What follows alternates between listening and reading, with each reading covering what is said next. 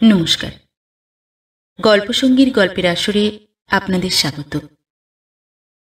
আজ আপনাদের শোনাব আশাপূর্ণা দেবীর লেখা একটি গল্প।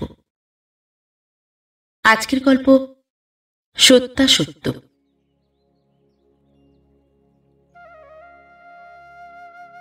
রাধারানীকে রাজি করানো নিয়েই ভাবনা। সে নিঃসন্তান নির্ঝঞ্ঝাট মানুষ, ঝামেলা পোহাতে চাইলে তবু সাহসে ভর করে বলেই ফেলল বিভূতি কথাটা। রাত্রে খেতে বসে ছাড়া আর কখন বলবে? রাধারানী দুধটা বেশি গরম করে ফেলে তাড়াতাড়ি একটি থালায় ঢেলে জুড়িয়ে দিচ্ছিল। বিভূতির প্রস্তাব শুনে মুখ তুলে শুধু বললে, কি বললে? বাঁচা গেল, শুনতে পাইনি তাহলে রাধারানী।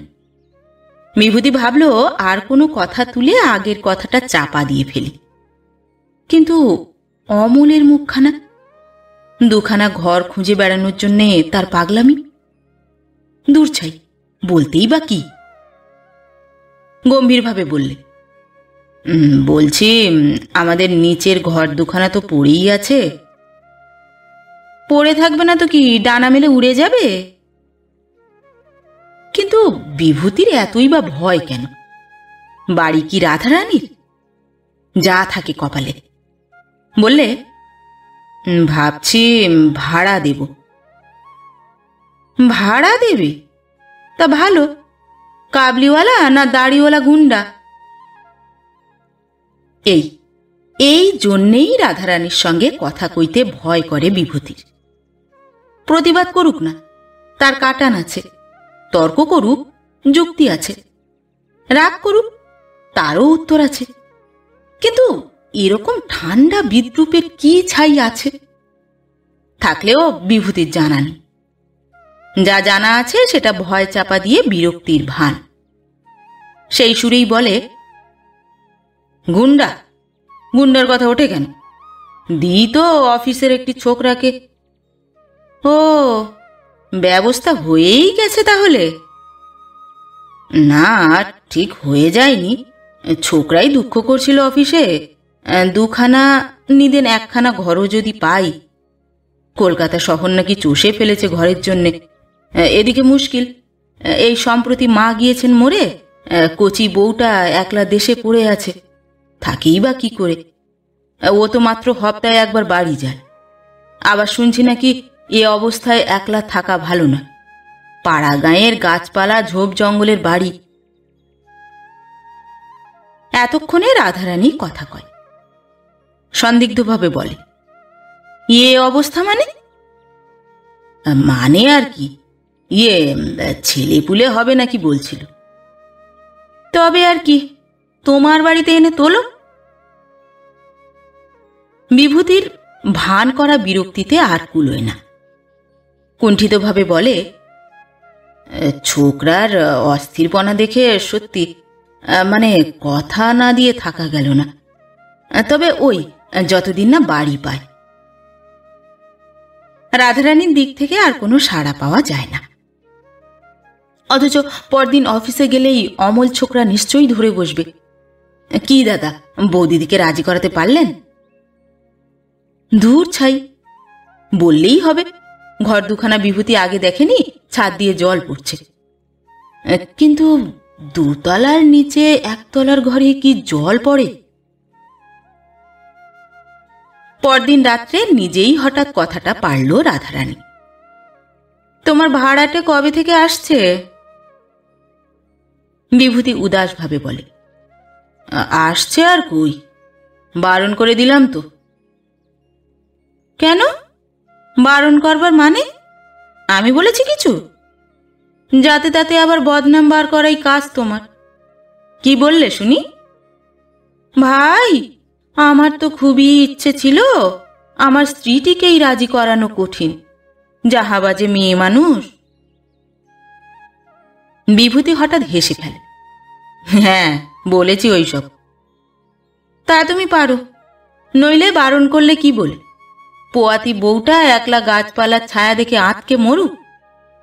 তা মরুক না, পাপের ভাগী তো রাধি বামনি। কি বলো? বিভূতি সোৎসাহে বলে। তবে আসতে বলে দিই। সে তো তুমি বলবেই, আমি বারণ করলেই শুনছো কি না। অতএব দিন কয়েক পরেই অমল 2টি ট্রাঙ্ক, একটা বালতি, 1.5খানা হ্যারিকেন, একটা বেডিং আর একটি বউ নিয়ে এসে হাজির হলো বিভূতির নিচের তলার ঘর 2খানা দখল করতে। 2খানা ঘর, একটু দালান আর টিনের ঘের দেওয়া সামান্য একটু রান্নার জায়গা। এই অমল আর অরুণার নতুন রাজ্যপাট। অরুণা যখন তখন বলে, আপনি না থাকলে যে আমার কি দশা হতো দিদি, কোন কালে মরে ভূত হয়ে থাকতাম। রাধারানী হেসে ওর টুসটুসে গালটা টিপে দেয়। ব্যাকরণ ভুল করিস না, বল মরে পেতনি হয়ে থাকতুম। তা যা বলেন, সত্যি এক একদিন এমন ভয় করত, আর যা রাগ হতো আপনার দেওরের উপর, উফ। অথচ ওরই বা দোষ কি, বাড়ি খুঁজতে তো আর কসুর করেনি। সত্যি আপনার দয়া না পেলে। আচ্ছা, খুব পাকামি হয়েছে, এখন আয় দেখিনি, চুলটা বেঁধে দি, মাথা করে রেখেছে দেখো না। প্রকাণ্ড চুল অরুণার, সত্যি ছেলে মানুষের পক্ষে সামলানো দায়। এই চুলের কাঁড়ি নিয়ে নেড়ে চেড়ে মনের মতো খোঁপা বেঁধে দিতে ভারী সুন্দর লাগে রাধারানী। দীর্ঘ অবসরের কিছুটা শূন্যতা যেন ভরে। মাথা সমান প্রকাণ্ড খোঁপাটি বেঁধে দিয়ে কাঁটা বিঁধতে বিঁধতে রাধারানী মুচকি হেসে বলে, পদ্ম ফুলে ভোমরা ভোলে, খোঁপায় ভোলে বর। আজ আর অমল ঠাকুরপোর রক্ষে নেই, এসেই মূর্ছা। যা বলে উঠে পালায় অরুণা। বেশ লাগে রাধারানীর এই মিষ্ট লজ্জাটুকু। বিভূতি মাঝে মাঝে অবাক হয়ে যায়। ভেবেছিল রাধারানীর বাক্যির চোটে দুদিনেই অমলকে পাত্তারি গুটোতে হবে, কিন্তু এ আবার কি উল্টো ব্যাপার। রাধারানীর স্বভাবটাই যে বদলে যেতে বসেছে। বিভূতির সঙ্গেও আজকাল সোজা ভাষায় কথা কয়, সবসময়ই বেশ হাসি খুশি ভাব। মেয়েদের বোঝা ভার। রাধারানীর গড়ে দেওয়া ছোট্ট উনুনটিতে রান্না চাপিয়ে ব্যস্ত হাতে এটা সেটা কাজ করতে করতে অরুণা গলা খুব সামান্য খাটো করে ডাকে, দিদি, আপনার দেওর কি বলছে শুনুন। রাধারানী খুন্তি নাড়া স্থগিত রেখে হেসে বলে, কি বলছে? বলছে আপনার রান্নাঘরের গন্ধ নাকি ওর মন উতলা করে তুলেছে। হরে কেষ্ট, আমি তো রাঁধছি এখন নিম বেগুন। অমল ওদিক থেকে মহোৎসাহে বলে, ওই ওই তো, আমরা পাড়া গাঁয়ের ছেলে ওই সব বিশুদ্ধ স্বদেশী রান্নার গন্ধে আকুল হয়ে উঠি। আর আপনার আধুনিকা জাতি কি বলে জানেন বৌদি, নিম বেগুন আবার মানুষে খায়। রাধারানী হাসতে হাসতে একটা রেকাবিতে খানিকটা নিম বেগুন ভাজা আর ঝালের মাছ এনে অমলের জন্য পাতা আসনের সামনে নামিয়ে রেখে বলে, তাহলে এই পৌরাণিকার হাতের নিম বেগুনই খাও। আর ওটা কি, ইলিশের ঝাল? সর্ষে বাটা দিয়েছেন তো? আর চোখে একবার অরুণার দিকে তাকিয়ে গম্ভীর গলায় বলে, আমার ভাত কটা এই বেলা দিয়ে দেওয়া হোক, নইলে ও ইলিশ মাছ, বুঝলেন বৌদি, আপনি পিছন ফিরলেই একদম হাওয়া। একে ইলিশ, তাই সর্ষে বাটা, ও আর দেখতে হবে না। হ্যাঁ, সব জিনিস অমনি তোমার হাওয়া হয়ে উড়ে যায়। দিদি, দেখছেন তো বদনাম দেওয়া? দেখছি তো। রাধারানী হাসে। দিন রাত পিঠোপিঠির মতো ঝগড়া করিস কেন বলতো দুজনে?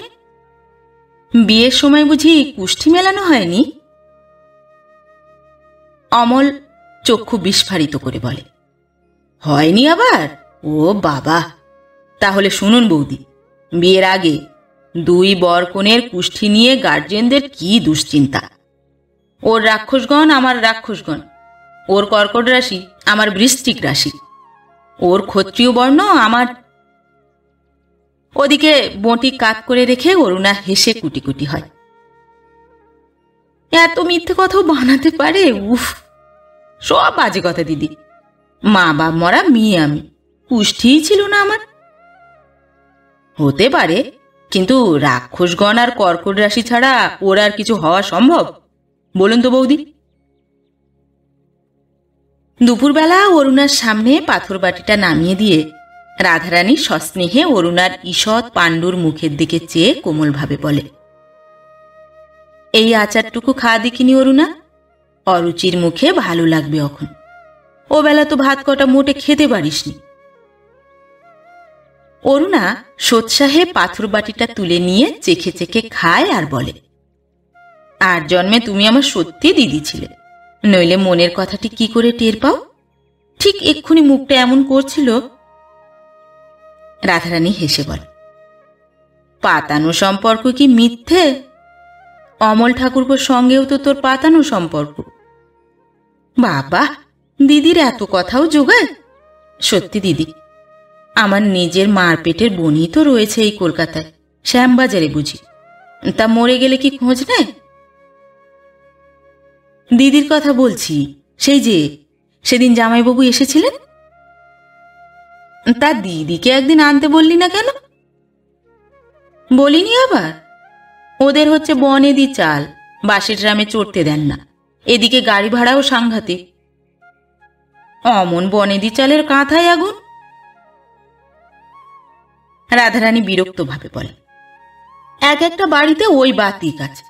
আরে বাবু, গাড়ি জুড়ি থাকলে তবেই বনেদি চাল মানায়, নইলে মর মেয়ে মানুষ দম আটকে, দিনান্তে একবার আত্মীয় স্বজনের মুখ দেখতে পাবে না। নিবি আর একটু? বেশি দিতে ভয় করে, অম্বল টম্বল না হয়। স্নেহ করবার, আদর করবার একটা সুযোগ পেয়ে রাধারানী যেন বেঁচেছে। শুধুই কি স্নেহ পরিতৃপ্তি? আত্মতৃপ্তি কি কিছু নেই? নিজে সে বন্ধা, তবু আসন্ন মাতৃত্বের কোনো রহস্যই তার অজ্ঞাত নয়। এটুকু জানানোর মধ্যে কিছু সুখ আছে বৈকি।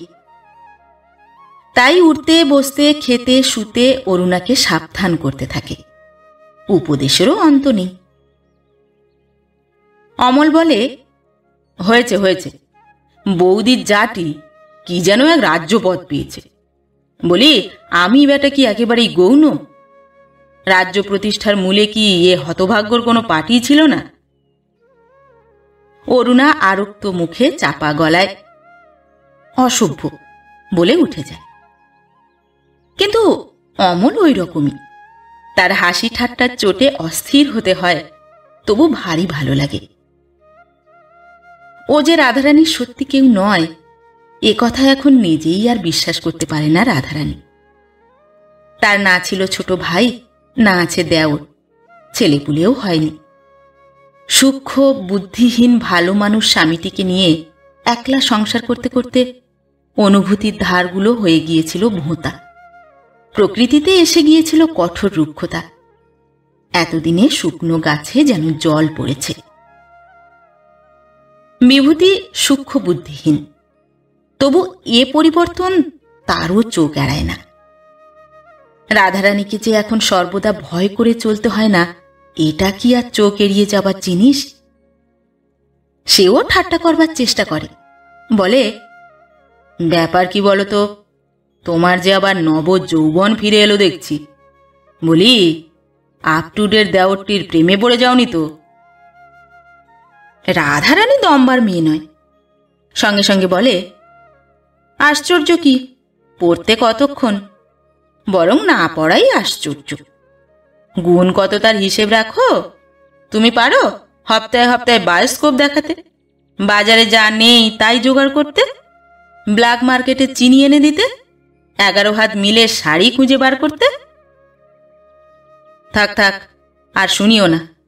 ওর কিছুই আমি পারি না স্বীকার করছি, কিন্তু একটা জিনিস যা অমল পারেনি আমি পারি। কি? এই বাড়ি জোগাড় করতে। সে যাই আমি দিলাম তাই? এখন 4টি মানুষের সংসার চক্র আবর্তিত হচ্ছে একটি ভাবী মানুষকে কেন্দ্র করে। রান্না বান্না করতে কষ্ট হয় বলে অরুণাকে রাধারানী ছুটি দিয়েছে। অমলের টিনের ঘরের মধ্যে হাঁড়ি কুড়ি নিষ্কর্মা, রাধারানীর রান্নাঘরে ঘটা। বিভূতির লক্ষ্য কম, তবু একদিন বলে, আচ্ছা, এভাবে যে চালাচ্ছ, হিসেবপত্র কিরকম হচ্ছে? রাধারানী বিরক্ত হয়ে বলে, সে তুমি কষগে বসে, আমি অত হিসেব নিকেশের ধার ধারি না। আপনার লোকের সঙ্গে আবার হিসেব? মাসি পিসির পেট থেকে না পড়লে সে আর আপনার হয় না। আসল কথা, অমলের দেওয়া টাকাটা সে জমাচ্ছে অরুণাকে সাধের সময় চুরি করিয়ে দেবে বলে। চুরিতে অরুণার আপত্তি নেই, কিন্তু পরের কাছে এতটা নিতে সে প্রস্তুত নয়। ঘরের ভিতর অমলের উপর তম্বি করে, বলে, ও আবার কি, উনি দিচ্ছেন বলেই নিতে হবে? নিজেদের একটা মান সম্ভ্রম নেই? অমল স্বভাবসিদ্ধ হাসির সঙ্গে বলে, সম্ভ্রম আছে বলেই তো খাই খরচা দিয়ে খেতে পারি না। তা বলে এমনি করে পরের ঘাড়ের উপর দিয়ে চালাতে হবে? পর ভাবলেই পর। কিন্তু উনি না হয় খামখেয়ালি, বিভূতিবাবু কি মনে করবেন? সে ওরা কর্তাগিন্নি বুঝবেন, কিন্তু দাদাকে তুমি বিভূতিবাবু বলো কেন অরুণা? তোমাদের সেই বট ঠাকুরপো না কি যে বলতে হয় ভাসুরকে। অরুণা ঈষৎ অপ্রস্তুতের ভঙ্গিতে বলে, দিদির সামনে তাই বলি, সত্যি তো আর ভাসুর নয় যে নাম করতে নেই। তোমাদের সত্যি মিথ্যের জ্ঞানটা কি প্রখর, তাই ভাবি। দোতলা থেকে রাধারানী ডাকে, ও ঠাকুরপো, একবার উপরে এসো। অমল দাড়ি কামাচ্ছে, বলে, কি বলছো? এসোই না একবার, অত কৈফিয়ত দিতে পারি না। অমল সাজ সরঞ্জামগুলো গুটিয়ে তুলতে তুলতে বেশ নিরীহভাবে বলে, কি করে যাই বলো তো, এদিকে একজন কিছুতেই ছাড়ছে না। এইগুলো অরুণা দেখতে পারে না, রেগে আগুন হয়ে ওঠে। অসভ্য ফাজিল কোথাকার প্রভৃতি অশ্রদ্ধাসূচক সম্বোধন করতেও ছাড়ে না স্বামীকে। অমল আর রাধারানী যে এক বয়সী, মুখের আটঘাট যে ওদের কম, এইটাই ওর দু চক্ষের বিষ। রাধারানী তবু নাছোড়, বলে, ভালো চাও তো এসো বলছি ঠাকুরপো, নইলে দেখাবো মজা। দেখার পক্ষে ওর চাইতে ভালো জিনিস আর কি আছে? অমল গালে স্নো ঘষতে ঘষতে এসে দাঁড়ায়। রাধারানী তখন একখানা ঘর সম্পূর্ণ খালি করবার সাধনায় লেগেছে। একটা ভারী ট্রাঙ্ক নিয়েই দুর্ভাবনা, তাই অমলকে ডাকাডাকি। এই আবার কি, হঠাৎ এ জিনিসগুলো কি দোষ করলো? দোষ আবার কি, ঘরটা খালি করতে হবে না? কেন বলো তো? জানো না, ন্যাকা, এই বর্ষাকালে ওই আঁতুড়ে পোয়াতিকে কি আমি নিচের ঘরে ফেলে রাখবো নাকি? এই ঘরটাকে তুমি আঁতুড় করবে? অমল সত্যিই একটু হতবুদ্ধি হয়ে পড়ে। বাড়ির মধ্যে এইটাই সবচেয়ে ভালো ঘর। রাধারানী কৌতুকে চোখ নাচিয়ে বলে, গেয়মি করে আঁতুড় বললেই আঁতুড়। আমি বলবো এটি অনাগত শিশু দেবতার ভাবী জন্মাগার। কবিত্বর চূড়ান্ত। কিন্তু এটা সত্যি বড্ড অন্যায় হচ্ছে বৌদি, দাদার উপর বড্ড বেশি অত্যাচার করা। বৃদ্ধ ভদ্রলোক নির্ঝঞ্ঝাটে একপাশে পড়ে আছেন, তাকে কোণঠাসা করে কানের কাছে এসব কি ভূতের নৃত্য। না বৌদি, না, এত ঝামেলা পোহাতে হলে দাদা আর আমার মুখ দেখবেন না। ওই ভয়ে পিঁপড়ের গর্তে সিঁধে হোক। দাদার সঙ্গে মুখ দেখাদেখি হয় কখন লক্ষণ ব্রাদারের, তাও তো দেখি না। অমল সেই ভারী ট্রাঙ্কটার উপর বসে পড়ে হাসতে হাসতে বলে, সত্যি বৌদি, দাদাকে দেখলেই আমি পাশ কাটাই, সামনে পড়তে চাই না। আমার কেমন ভয় করে, হাজার হোক অফিসের বড়ওয়ালা কিনা। কথায় কথায় অফিসের গল্প জমে ওঠে। হাতের কাজ কারোরই এগোয় না। একসময় ভারী শরীর নিয়েও অরুণা পা টিপে টিপে উপরে উঠে এসে উঁকি মেরে চলে যায়। যায় বটে, তবে যাবার খবরটা গোপন রাখতে পারে না। সিঁড়ির ধাপে ধাপে তার চিহ্ন ধরা পড়ে। এই রে, ছুরি রেগে মরছে, আহা, ওকে খেতে দিয়ে আসিনি, পোয়াতি মানুষ, খিদে পেয়েছে। ট্রাঙ্কটা আর বড় সেলফটা ঠাকুরপো সরাও তুমি, আমি আসছি, ওকে ভাত দিয়ে আসি। কিন্তু অরুণার সেদিন আদৌ খিদেই নেই, ভাতই খায় না। নির্মল আকাশের কোথায় যেন একটু মেঘ জমে, কিন্তু চাঁদও যে উঠল আকাশে। সত্যি অরুণার ছেলেটি যেন পূর্ণিমার চাঁদের টুকরো। এত সুখ রাখবে কোথায় রাধারানী, এত রূপ দেখাবে কাকে?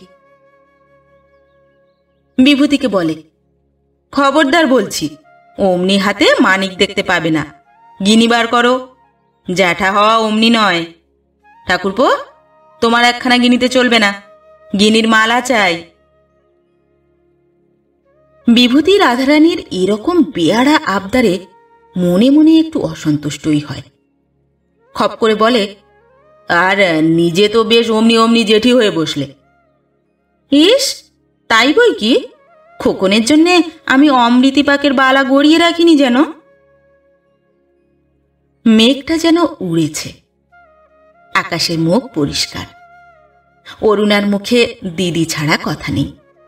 সংসার সামলে 24 ঘন্টা ওর ফরমাস খাটতে রাধারানী নাজেহাল, তবু ওই ওর সুখ। খবর পেয়ে একদিন অরুণার নিজের দিদি এলেন ছেলে দেখতে। আঁতুড়ের দৌড়ে চেপে বসে 2 টাকা ছুঁড়ে দিয়ে এক নজরে ছেলে দেখে ফিসফিস করে বললেন, ওই বুঝি সেই বাড়িওয়ালি? বলি, লোক কেমন? অরুণা উচ্ছ্বসিত সুরে বলে, চমৎকার, সত্যি পৃথিবীতে যে এমন মানুষ থাকে এ আমাদের ধারণা ছিল না। মাকে মনে পড়ে না, মা থাকলেও এমন যত্ন করতে পারতেন কিনা সন্দেহ। বোনের কথা আর তোলে না, কিন্তু বোনের গায়ে লাগে।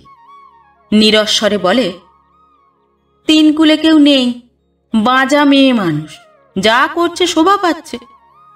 আমার মতন শ্বশুর ভাসুর শাশুড়ি ননদ নিয়ে রাবণের পুরীতে ঘর করতে হলে বুঝতো। তবে যাই বলিস বাবু, বড় বেহায়া। হয়তো দেখে এলাম নিচে, অমলকে খেতে দিয়েছে, আর মাথার কাপড় খুলে বসে কি হাসি গল্পর ঘটা। বাবা, আমার নিজের দেওরদের সঙ্গে আমি কখনো হাসি গল্প দূরের কথা, কথাই কই না। কেন বলো তো? অরুণার স্বরে কৌতূহল। তোর ভগ্নিপতি ভালোবাসেন না? বলেন, কি দরকার অত হুল্লোড় করবার? মানুষের মন না মতিভ্রম, যত দূরে থাকা যায় ততই ভালো। এত ভালোটাও অরুণা ঠিক বরদাস্ত করতে পারে না। তবু নিচের দালানের একটি ছবি কেবলই তার মনের মধ্যে ছায়া ফেলতে থাকে। কিসের সেই হাসি গল্প? অত হাসির কি ব্যাপার হয়েছে আজ? হয়তো খোকার কথা নিয়েই, কিন্তু যোগের হিসেবে ফলটা বসলো শূন্য, কিন্তু রইল হাতে। আনমনা ভাবে বলে, তুমি কার সঙ্গে এলে? কই, জামাইবাবুকে তো দেখছি না। দূর, সে থাকলে কি আর আসা হতো? অফিসের কাজে পাটনা গেছে, ভাসুর গিয়েছেন শাশুড়িকে নিয়ে পুরী, তাই না এত সাহস? ভাগ্নের সঙ্গে এলাম ট্রামে, তাই তো বলছিলাম কোয়ানা পয়সাই বা খরচ, আর গাড়িতে আসতে 8-10 টাকা। মনে করছি যে 2 মাস ওরা না আসে, আসবো মাঝে মাঝে, চোখের আড়ালে থাকলেই পর, নইলে এখন পাতানো দিদি হলো মস্ত আপনার। তা তিনি কথা রাখেন, মাঝে মাঝে আসতে থাকেন। এর মধ্যে একটা ঘটনা ঘটল অপ্রত্যাশিত। বিকেলবেলা অরুণা বাদলা হাওয়ায় নিচে না নেমে ছেলে নিয়ে উপরের ঘরে বসে আছে। রাধারানী রান্নায় ব্যস্ত। অরুণা এখনো ছুটিতে আছে, হাঁড়ি আর আলাদা হয়নি। অমল এক গঙ্গা ভিজে এসে চিৎকার করতে করতে ঢোকে, বৌদি বৌদি, সাংঘাতিক সুখবর। তার মানে ভিজে রসগোল্লা হয়েছে, এই তো? শিগগির ছেড়ে ফেলো কাপড় জামা, বলে রাধারানী রান্নাঘর থেকে বেরিয়ে আসে। গায়ের গেঞ্জিটা খুলে মাথা মুছতে মুছতে অমল তারস্বরে বলে, আরে দূর, এখন নিউমোনিয়া হয়ে মলেও ক্ষতি নেই। আহা, কথা ছিঁড়ি দেখো। সত্যি বৌদি, তোমার জায়ের ভবিষ্যৎ সংস্থান একরকম হয়ে থাকলো, লটারির টিকিটে নাম উঠেছে। রাধারানী অবশ্য বিশ্বাস করে না। অমলের পরিহাস প্রবণতার পরিচয় তো সে দণ্ডে দণ্ডেই পাচ্ছে। হেসে বলে, এতই আর কি জানো, রোজ এক একটা নূতন ধুয়ো নিয়ে বাড়ি ঢোকা চাই। বাবা, ভিজে এসে একটু জব্দ নেই। নাও নাও, শিগগির ছাড়ো সব, 2 পেয়ালা চা পাবে আজ। অমল উচ্ছ্বসিত ভাবে বলে, বিশ্বাস হচ্ছে না? সত্যি সত্যি সত্যি, এই 3 সত্যি করলাম। অবশ্যই এ হতভাগ্যের ভাগ্যে নয়, বারে বারে নিজের নামে ফেলিওর হয়ে ওর নামে করেছিলাম বৌদি, বুঝলে? ব্যাস, একদম কেল্লা ফতে। রাধারানী সন্দিগ্ধ ভাবে বলে, টিকিটে নাম উঠলেই যে দেদার টাকা পাওয়া যায় তারও কোনো মানে নেই। কিন্তু আমার এক পিসে মশাই একবার টিকিটে নাম উঠেছে বলে 50,000 পাবো, 40,000 পাবো, খুব হই হই করলেন। কালীঘাটে পুজো দেওয়া, সত্যনারায়ণের সিন্নি মানা, সেসব কত কাণ্ড। ও মা, তারপরে সব ফর্সা। কুললে 1,000 টাকা পেলেন বুঝি শেষটা। অমল বুকের উপর হাত চাপড়ে গম্ভীর ভাবে বলে, এ শর্মাকে তেমন বেকুব পাওনি, বুঝলে মহাশয়া? নগদ কর করে 16টি 1,000 টাকা গুনে নিয়ে একটি লোভার্ত মারোয়ারি পুঙ্গবের হাতে টিকিটখানি সমর্পণ করলাম। সে টিকিটটা কিনে নিল? নেবে না, ওই তো পেশা ওদের। আচ্ছা, আর যদি ফার্স্ট প্রাইজ পেতে কত টাকা হতো তোমার? সে হয়তো অনেক হতো, কিন্তু বেশি আশা করতে নেই। বিড়ালের ভাগ্যে কবার শিখে ছেড়ে এ বাবা দিব্যি নগদ টাকাটি এনে ঘরে তুললাম, ব্যাস। অবিশ্বাসের যখন সত্যই কিছু থাকে না, তখন রাধারানী ছুটে উপরে যায় অরুণাকে খবরটা দিতে। কিন্তু অরুণা বোধ করি বাদলা হাওয়ার প্রভাবে অসময়ে পড়েছে ঘুমিয়ে, আপাদমস্তক একটা মোটা চাদরে ঢাকা। বারবার ডেকেও সাড়া আদায় করতে পারে না রাধারানী। অমল এসে মুখের চাদরটা খুলে দিয়ে অবাক হয়ে বলে, বৌদি এত ডাকলেন, উত্তর দিলে না যে? আমার খুশি, বলে অরুণা পাশ ফিরে শোয়। তোমার খুশির বহরটা মন্দ নয়, দেরি দেখে রাগ হয়েছে বুঝি। কিন্তু এমন একটি খবর শোনাতে পারি, মহারানীর মেজাজটি সপ্তম থেকে একেবারে খাদে নেমে আসবে। আচ্ছা বলো দেখিনি, কি হতে পারে? অরুণা নিরুত্তর। বলো না, দেখি তোমার অনুমান শক্তির বাহাদুরি। সে একেবারে আশাতীত, কল্পনাতীত, স্বপ্নাতীত বললেও চল। পালে না তো? বলি বলি তাহলে। ঝাঁটা মারি আমি অমন সুখবরের মুখে। যেখানে বলে চতুর্বর্গ লাভ হয়েছে, আগে ভাগে সেখানে বলেছে তো, তাহলেই হলো। বলে আবার একবার চাদরখানা টেনে মুখে ঢাকা দেয় অরুণা। কিন্তু এত কথা রাধারানীর জানার কথা নয়। সে নিত্যকার মতোই নিচের কাজ সেরে ছুটে এসে খোকনকে দুধ খাওয়াতে বসে। ছেলে নিয়ে নাচাতে নাচাতে বলে, ঠাকুরপোর কাছে শুনেছিস তো সব? খোকন আমাদের ভারী পয়মন্ত, কি বলিস? খোকনের পয়না হলে কই এতদিন কি কিছু হয়েছিল? সত্যি এমন আশ্চর্য লাগছে, বিশ্বাসই হচ্ছে না যেন। সত্যি যে আবার লটারিতে টাকা পাওয়া যায়, এমনি নিজের লোকেদের নামে প্রাইজ ওঠে, কখনো শুনিনি। কিন্তু তুমি কখনো কাউকে পেতে দেখেছো ঠাকুরপো? অরুণা, শুনেছিস? অরুণা বিরক্ত স্বরে বলে, শোনাশুনির আবার কি আছে? মানুষে পায় না তো কি আর ভূত পেতনিতে পায়? রাধারানী মুহূর্ত চুপ করে থেকে মৃদু হেসে বলে, তোর আজ কি হলো বল দেখিনি? টাকার নামেই মেজাজ বিগড়লো। হাতে পেলে কি করবি? ভূতে পায় না, মানুষই পায় মানলাম, কিন্তু পেয়ে যদি মানুষ ভূত বনে যায়, সেও তো আচ্ছা বিপদ। কি বলো ঠাকুরপো? এর মধ্যে আর ঠাকুরপোকে টেনো না বৌদি, ও তোমাদের মধ্যেই সীমাবদ্ধ থাক। মোটের মাথায় উনি আমার সঙ্গেও যা ব্যবহার করছেন দুর্বোধ্য। অরুণার আপাদমস্তক জ্বালা করে ওঠে। এইসব ন্যাকামি ওর অসহ্য। রোশো, এই বাড়ি ছেড়ে তবে আর কাজ। ইচ্ছে করলে কি আর আস্ত একখানা বাড়ি তারা এখন ভাড়া করতে পারে না? রোশো, দিদিকে একটা চিঠি লিখে দেখবে। সেদিন বলছিল যেন একটা বাড়ির কথা, সুখবরটাও দেওয়া হবে। স্বামী পুত্র সবই যদি হাতছাড়া হয়ে যায়, অরুণার তবে রইল কি? দিদি তো ঠিকই বলে, এ মেয়ে মানুষ মন তোর জানে, নইলে আর অমলকে। নিশ্চয়ই তাই। অরুণা নিজেই কি প্রথম প্রথম কম বয়স হয়েছিল? নেহাত দিদি এসে চোখে আঙুল দিয়ে দেখিয়ে দিল বলেই না চৈতন্য হলো।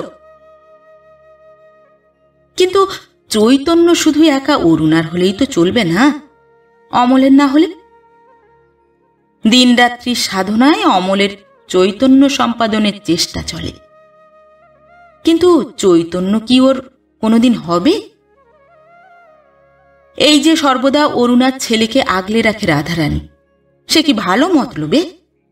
বন্ধার ক্ষুধার্থ স্নেহ যে শিশুর পক্ষে কত অনিষ্টকর, সে কথা কি অমল জানে? নিজের ভেবা গঙ্গারাম স্বামীটিকে থো করে রেখে অমলকে নিয়ে এত বাড়াবাড়ির অর্থ কি? অমল কি কচি খোকা? ঘরে কি ওর বউ নেই? অসুখ করলে সেবা করতে জানে না, না খিদে পেলে খেতে দিতে শেখেনি? অমলকে বলা মিথ্যে, সব কথা হেসে ওড়াবে। বলে কিনা, স্বামী আর কারো তুখর হয়, প্রেয়সীর কাছে সবাই ভেবা গঙ্গারাম। এই আমার কথাই ধরো না, রান্নার কথা, ও কথা আর তুলনা অরুণাময়ী। তবু দুটো খেয়ে দিয়ে বাঁচছি। তোমার রান্না প্রেমের মহিমাতেও গলাধ্যকরণ করা শক্ত। রোগের সেবা ঈশ্বর করুণাময়, তাই আজ পর্যন্ত ওই জিনিসটির আস্বাদ পেতে হয়নি। হলে যে কি হতো ঈশ্বরই জানেন। বাড়ি খোঁজার কথা তুললে এমন হাসবে যেন অরুণা পাগল, কি বুঝি পাগলামিই করেছে। বলে কিনা, অফিসের বড়বাবুকে এবার পাকড়ে দেখি, যদি নিচের তলার দুটো ঘরটর। আজ তো একখানা বাড়ি কি এতই দুর্লভ?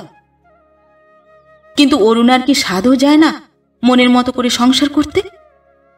ভগবান যদি দিন দিয়েছেন, সেই দুটো রংচটা ট্রাঙ্ক আর 1.5খানা এনামেলের বাসন নিয়ে চিরদিন সংসার করবে সে? বাড়ি তুমি দেখবে কিনা তাই বলো। ছেলেটাকে বিছানায় শুইয়ে প্রবলভাবে চাপড়াতে চাপড়াতে অরুণা ক্রুদ্ধ কণ্ঠে বলে, বাড়ি যদি না দেখো, ছেলে নিয়ে আমি দিদির কাছে গিয়ে থাকবো, তা বলে দিচ্ছি। বরং ছেলেটাকেই রেখে যেও, নইলে দাদা বৌদির টেকা ভার হবে। বলে অম্লান বদনে চিরুনি নিয়ে চুল ফেরাতে থাকে অমল। তোমার দাদা বৌদির টেকার ভাবনায় তো ঘুম হচ্ছে না আমার। ছেলেটাকে এমন বশ করে নিয়েছে যে হতচ্ছাড়া ছেলে একবারও আমার কাছে দুধ খায় না, ঘুমোয় না। ভালোই তো, বেশ একটি বিনিময়নের ধাইমা পেয়েছ ছেলের। এমন নইলে বুদ্ধি, আমারও যেমন গলায় দেওয়ার দড়ি জোটে না।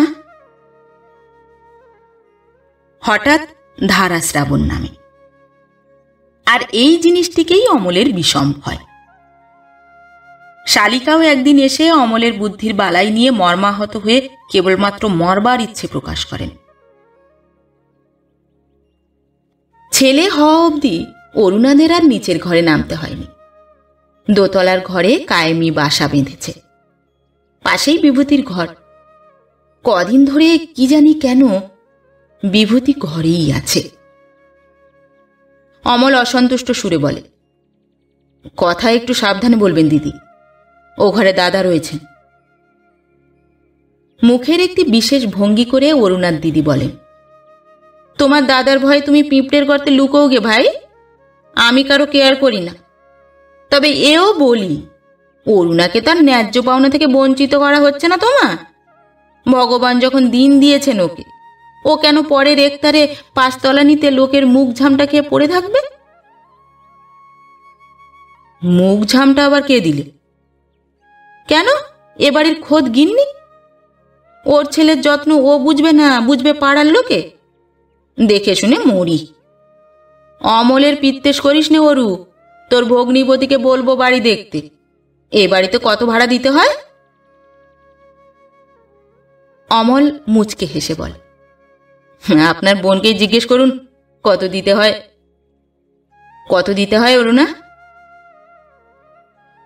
অরুণা মুখও তোলে না, কথাও বলে না। কিন্তু অধ্যাবসায়ের ফল কিছু আছে বই কি। অরুণার দিদি বাড়ি জোগাড় করেন, মাস মাস 80 টাকা ভাড়া। তা হোক, বাড়িখানি কেমন? 100 টাকা হলেও নিন্দে করা যায় না। আসবাবপত্র সাজিয়ে গুছিয়ে সংসার কেমন করে করতে হয় একবার দেখিয়ে দেবেন তিনি। অরুণা শুধু টাকা ফেলে খালাস। অরুণা আজকাল প্রায়ই ছেলের কাজগুলো নিজের হাতে এনে ফেলেছে। আজও ছেলেকে তেল মাখাচ্ছিল। অমল গম্ভীরভাবে এসে বলে, তোমার দিদি তো আচ্ছা ফ্যাসাদ বাঁধিয়েছেন দেখি। কে ওকে সর্দারি করতে ডাকে? যার দরদ থাকে তাকে ডাকতে হয় না কেন? কি তোমার পাকা ধানে মই দিয়েছেন তিনি? সে তুমি বুঝবে না, কিন্তু দাদাকে ছেড়ে যাওয়া এখন সম্ভব নয়, সে তো জানো। জানি বই কি। অরুণা জ্বলে ওঠে। উনি বুড়ো বয়সে সাহেবের সঙ্গে ঝগড়া করে চাকরি খুইয়ে বসে আছেন, এখন তুমি ওর সংসার পোষো আর কি। সেই জন্যই আরো যাওয়া দরকার। আমার ওই টাকা কটা দিয়ে আমি ভূত ভোজন করাতে পারবো না। অনেক নতুন নতুন কথা শিখেছ তো, বলে অমল চলে যায়। কিন্তু অরুণার মতলবে বাধা দেবার চেষ্টা আর করে না। একসঙ্গে দরজায় অরুণার ভগ্নিপতি ও ঠেলা গাড়ির আবির্ভাব দেখে রাধারানী বিস্মিত হয়ে প্রশ্ন করে, গাড়িতে কি হবে রে অরুণা? দেখতেই তো পাচ্ছেন বাড়ি উঠছে, বলে অরুণা একটি ঝুড়ির ভিতর বাসনপত্র চাপাতে থাকে। বাড়ি উঠছিস? রাধারানী মিনিট খানেক স্তব্ধ থেকে ধীরে ধীরে প্রশ্ন করে, আগে তো কিছু বলিসনি? আমার বলার অপেক্ষা কি? আর একজন তো 24 ঘন্টায় সব খবর দিচ্ছেন। নতুন বাড়িতে অরুণার দিদি সব গোছগাছ করছিলেন। ব্যস্তভাবে অভ্যর্থনা করেন, আয় অরু, এসো খোকন বাবু। কিন্তু অমল কই? অফিস গেছে। আজকের দিনেও অফিস? অফিস এবং অফিসের বাবু সম্বন্ধে অনেক বাক্যবান প্রয়োগ করে দিদি বলেন, অফিস ফেরত এখানেই আসতে বলে দিয়েছিস তো, নাকি ভুলে? অত ভুল আর হবে না। কি চমৎকার বাড়িখানি ভাই। এই তো তোর ভগ্নিপতির একজোড়া জুতোই ক্ষয়ে গেল। হ্যাঁ রে, আসবার সময় ওরা কি বললে টললে? সে আবার আচ্ছা জ্বালা। তোমার বোনাইটি যে আবার কিছুই বলেননি তা কেমন করে জানবো? কর্তা তো শুনে অবাক। শেষে ছেলেটাকে কোলে নিয়ে কি কান্না, এমন অস্বস্তি হচ্ছিল। আর গিন্নি, তার কথা আর বলো না। খোকনকে একবার কোলে নেওয়া নেই, চোখে এক ফোঁটা জল নেই, কাঠ। ঘটা করে আমাকে এদিকে চুল বেঁধে আলতা পরিয়ে সিঁদুর ছুঁইয়ে দেওয়া হলো। এ বেলাটা দিদিই রান্না করলেন। অরুণা সন্ধেবেলা গা ধুয়ে একখানা ছাপা ছিটের শাড়ি পরে ছেলে কোলে নিয়ে বাইরের বারান্দায় বসল। পথ চলতি লোকের মাঝখান থেকে কখন আবির্ভাব হবে তার প্রিয় পরিচিত মানুষটি। রাধারানীর আওতা থেকে দূরে এসে নিঃশ্বাস ফেলে বেঁচেছে সে। স্বামীকে সম্পূর্ণ করে পাবে এতদিনে, কিন্তু আসবে তো? ইস, আসবে না বই কি। এই এত যে ঝগড়া, কই অরুণাকে ছেড়ে একটা রাতও? মৃদু হাসির রেখা ফুটে ওঠে মুখে। পুরুষ মানুষের দুর্বলতা কোথায় সে কথা তার জানা আছে। কিন্তু কই অমল? ঘড়ির কাঁটা যে যত ইচ্ছে সরে যাচ্ছে। ছেলে ঘুমিয়ে পড়েছিল। আস্তে তাকে তুলে শুইয়ে দিতে গিয়ে হঠাৎ শুনল নিচে অমলের গলা। ধর্মর করে উঠে দাঁড়িয়ে কেশ বেশে আনলো একটু নতুন সংস্কার, ঠোঁটে কৃত্রিম অভিমানের ভঙ্গিমা। এতক্ষণ অরুণা পথের উপর চোখ পেতে বসে রইল, আশা হলো না, আর এখনই অমনি বাহ! ও নিচে নামবার আগেই অমল উঠে এসেছে। বাহ, ইতিমধ্যেই বাড়ি টাড়ি গোছানো কমপ্লিট। কাজের মেয়ে তো। খোকন ঘুমোচ্ছে? এ ঘরটা কার, তোমার বুঝি? অরুণা মুচকি হেসে বলে, হ্যাঁ আমাদের, কিন্তু আজকে গুড়ে বালি। দিদি রাতটা থেকে যাবেন, দুই বোনের এক জায়গায় ব্যবস্থা। তোমার বিছানা ওই পাশের ঘরে পেতে রেখেছি। আমার বিছানা? অমল যেন আকাশ থেকে পড়ে। আমার বিছানাটাও এখানে এনে তুলেছ নাকি? কি আশ্চর্য, এই রাত্রে আবার বিছানা বওয়াবে? আমার কাপড় জামাগুলোও এনে বসে থাকোনি তো? এনেছ? কি সর্বনাশ! তাহলে তো দেখছি নিজের ঘাড়ে কুলোবে না, গাড়ি ডাকতে হবে। এত কাজ বাড়াতেও পারো? আহ! তুমি তাহলে এ বাড়িতে থাকবে না?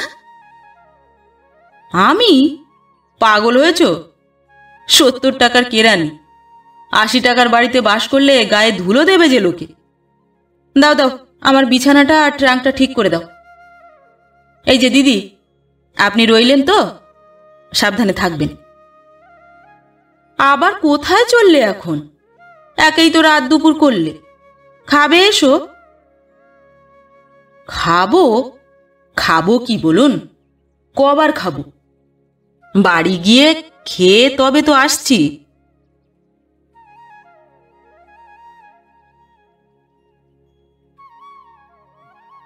নমস্কার। পরবর্তী গল্প নিয়ে খুব শিগগির ফিরে আসছি। ততক্ষণ সবাই ভালো থাকবেন, সুস্থ থাকবেন। গল্প পাঠ কেমন লাগলো অবশ্যই কমেন্ট করে জানাবেন, এবং ভিন্ন ভিন্ন স্বাদের অডিও স্টোরি শোনার জন্য অবশ্যই চ্যানেলটি সাবস্ক্রাইব করবেন। ধন্যবাদ।